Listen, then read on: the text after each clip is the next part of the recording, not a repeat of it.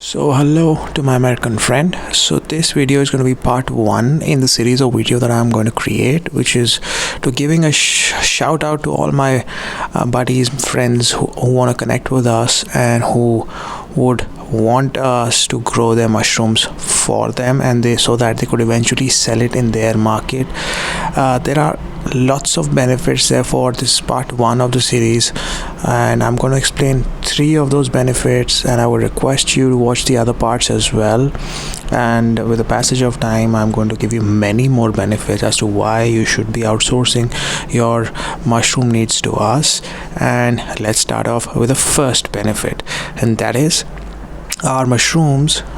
And when I talk about mushrooms, I am talking about oyster mushrooms, white oyster mushrooms. So before I tell you this advantage, I would also suggest and request you to let us know what your requirements are. Whatever kind of mushrooms you would want us to grow for you, we are willing and able to do it. So let's start off with the first point.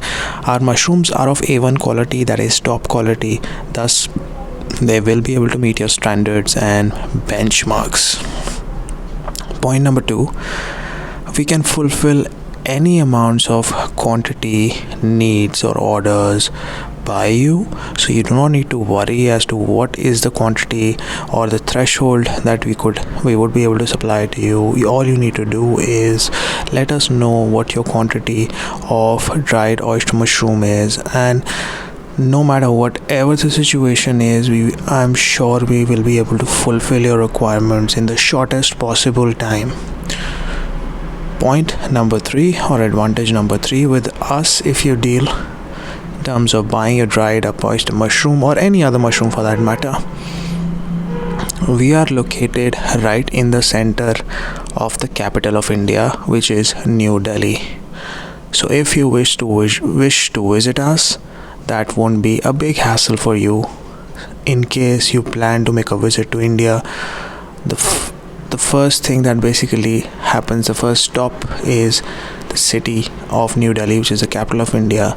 So in case you want to come over for inspection, you want to check what sort of a facility we have, how we are producing our mushrooms, because we are doing it organically. We do not use any fungicides or any sort of chemicals to disinfect the components or the products which are byproducts which are used in the production of the mushrooms. Therefore, I think that we would be able to help you out in the most efficient manner, inducing a completely organic way of producing mushrooms for you.